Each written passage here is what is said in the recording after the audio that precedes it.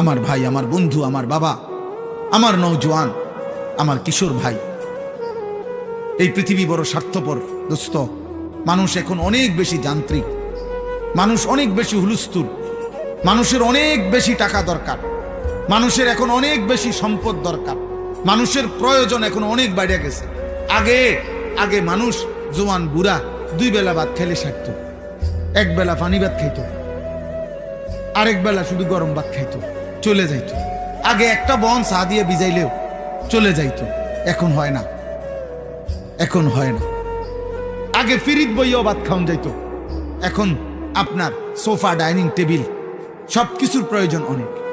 এখন ঘরকে ঘর, আগে মানুষ বাথরুম ওই পুকুরের পাড়ে আসিল, এখন ভিতরে বাথরুম, এবং একটাই হয় না, ঘরের ফ্যামিলি 6 জন, বাথরুম লাগে 2টা 3টা। মানে সবকিছুর প্রয়োজন মানুষের কি বেড়ে গেছে, বেড়ে গেছে। মেয়ে বিয়ে দিব, বাড়িঘর সুন্দর করো, ফোলা বিয়ে করাইবো, বাড়িঘর সুন্দর করো, জায়গা জমি আসেনি দেখো। তার মানে স্বার্থপর এই দুনিয়ায় মানুষের চাহিদা বেড়ে গেছে। আব্বা, এই স্বার্থপরতার কারণে, চাহিদা বেড়ে যাওয়ার কারণে আজকে অভিভাবকদের হাতে সময় নাই, বাবা বাবার পথে, মা মার পথে। এই জন্য তোমরা অধিকাংশ কিশোর যুবক ছেলে এই অল্প বয়সে নারী, ছবি, মোবাইল, জিনা, ব্যভিচারের অস্থির দৃশ্য, আর 1 ওয়াক্ত নামাজ না পড়ে, খোদার 365 দিনে ফজরের নামাজ কোনোদিন না পড়ে তোমরা জীবনটা পার করতে পারতেছ, চলতেছ, আহা আখিরাত নষ্ট করছো। এর একটা বড় কারণ এটা। আমার আজীবন আমি দেখছি, আমার পুরাটা জীবনে আমি আমার আম্মাকে দেখছি।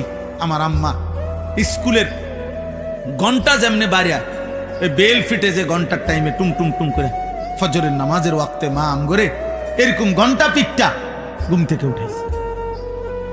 আমরা 5 ভাই 3 বোন ছিলাম, 8 জন ভাই বোনকে মা উঠাইত, 8 জন ভাই বোনকে মা ফজরের নামাজ পড়াইত।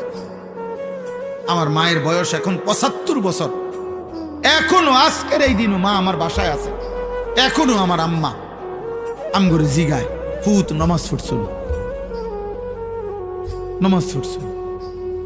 আমার মা আমারে, আমার এই জীবনে, আমার ওয়াজের এই জীবন, আলহামদুলিল্লাহ প্রায় 21 বছর, এই 21 বছরে শতবার আমারে মা এই 2 কথা বারবার বলে।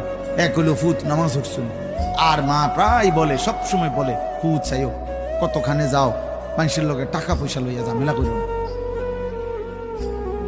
এই কথা আমারে মা বহুবার বলেছে।